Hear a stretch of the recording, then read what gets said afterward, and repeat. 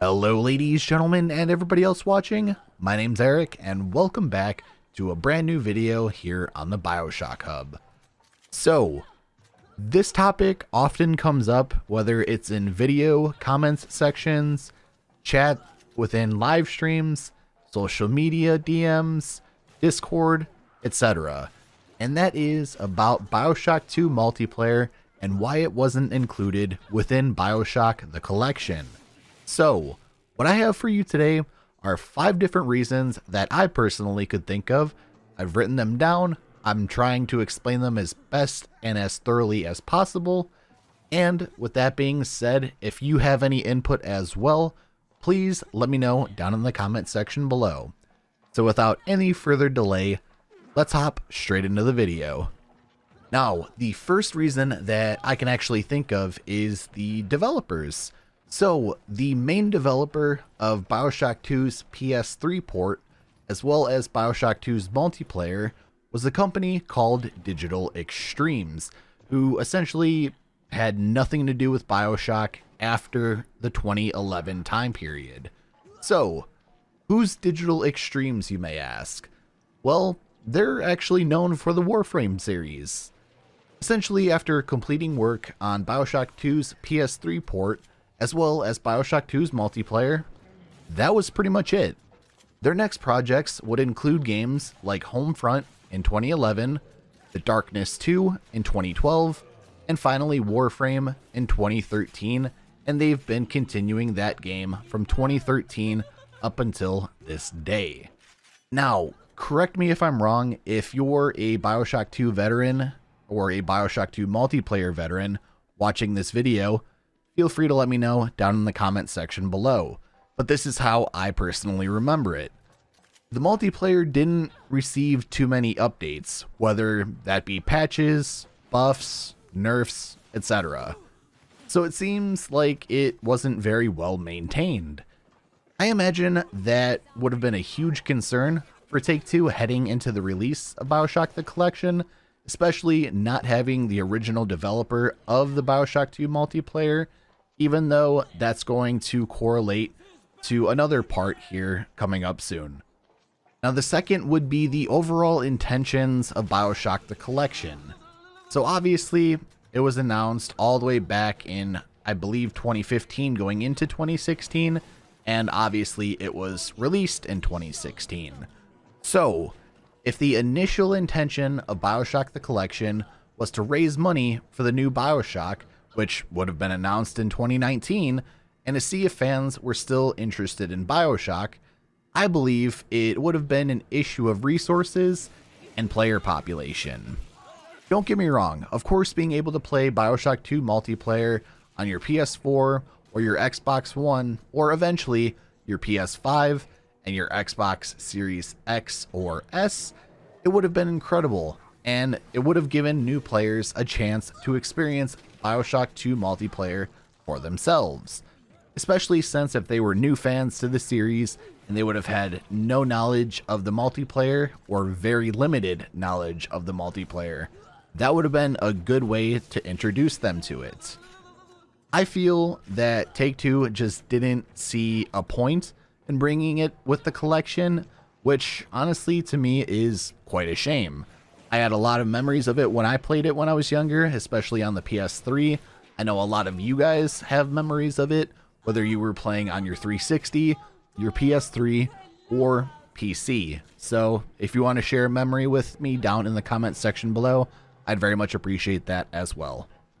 So for the next 2 reasons, these are going to dive into topics that I don't necessarily like thinking about, especially because I just enjoy video games overall. I want a good product when I play, and if I get a bad product, I'll let you know. If I get a good product, I'll let you know. But nonetheless, we still have to think of the business side of things. So for the third reason, it would have been something to do with the success rate of the multiplayer. Obviously for me, I don't have the exact knowledge of player population and player retention from PC to PS3 and to Xbox 360. So I have no knowledge of how many players would get on, log in every day, and play Bioshock 2 multiplayer on each respective system. And that's something that a lot of businesses pay attention to quite frequently nowadays. So obviously, from a business perspective, companies put out games and game modes that are expected to earn money.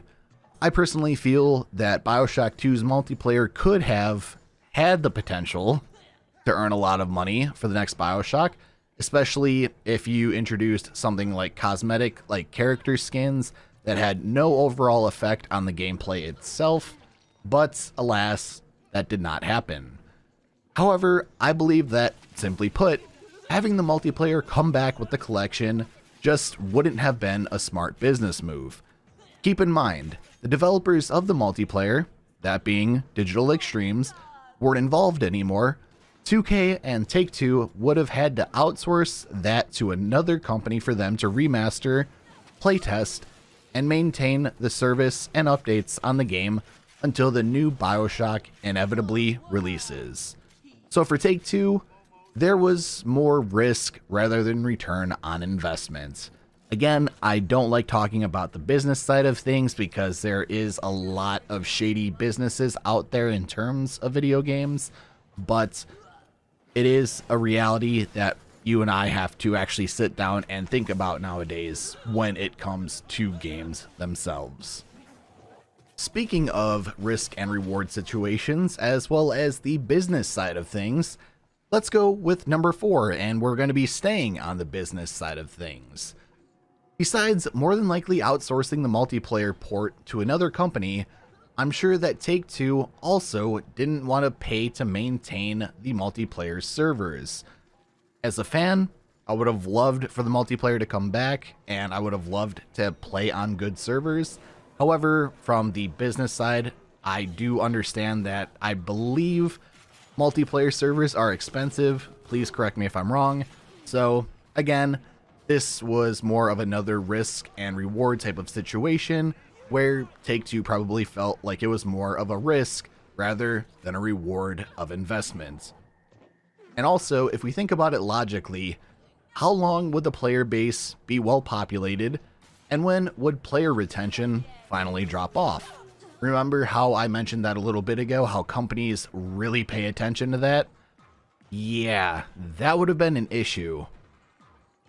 For many fans, myself included, I would have absolutely loved if the multiplayer would have been included within Bioshock the Collection.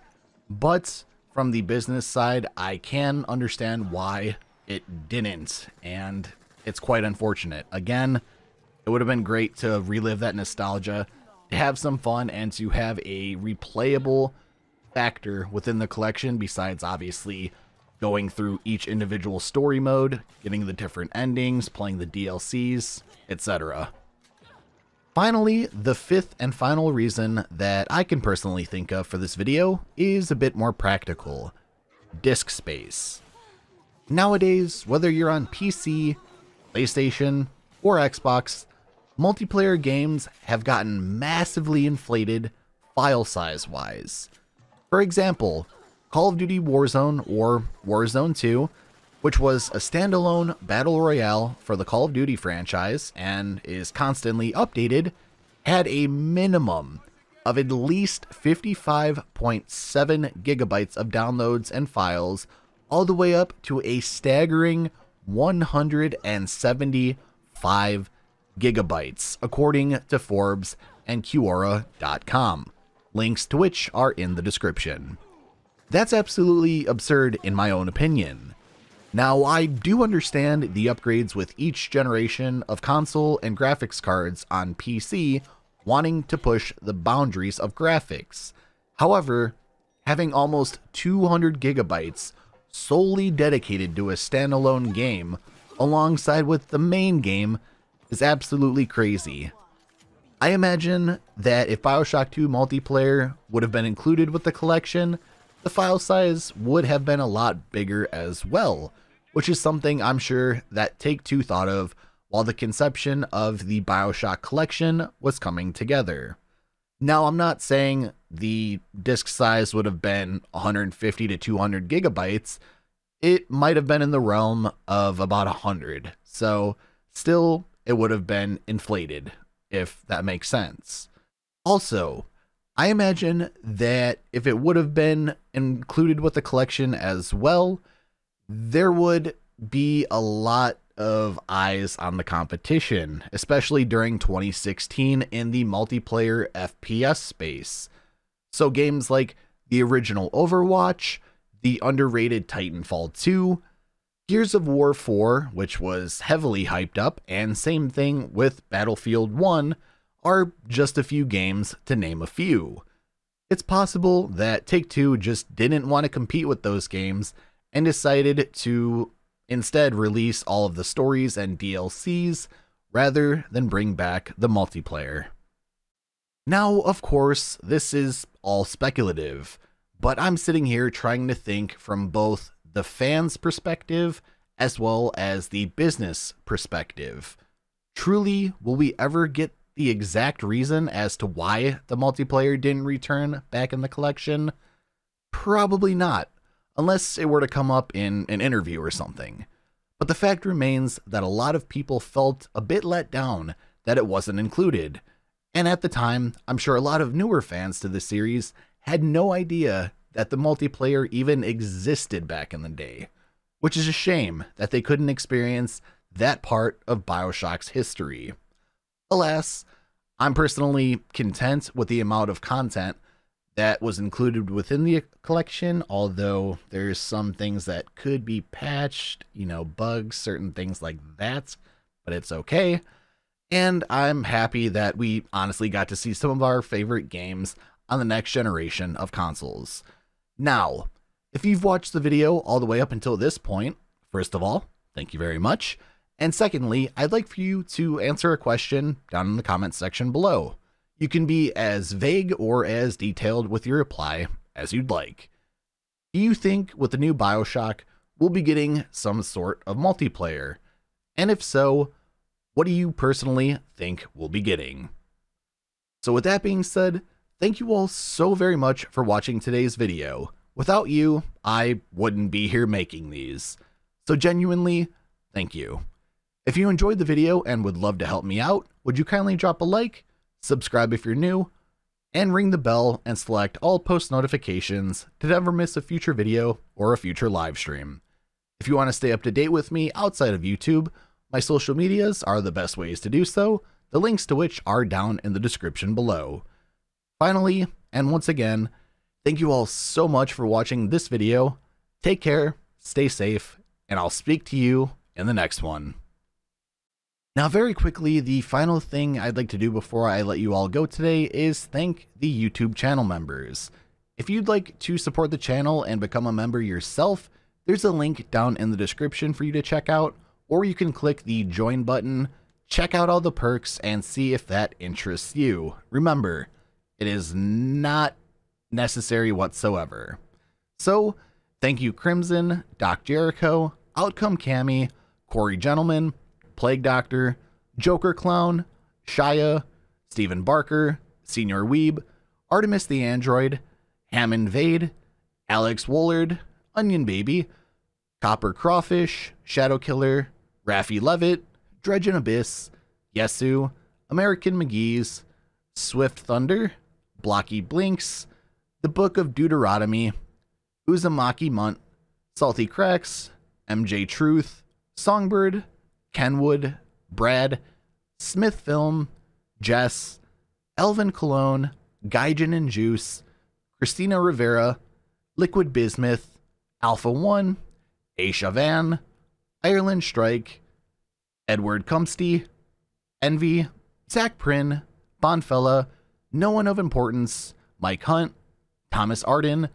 Blazed, Fran, Wyndham, Sky, and Sig Cove Atlas. Thank you all so much for constantly supporting the channel and being a channel member. I appreciate you all. Now with that being said, take care and have a great rest of your day or night.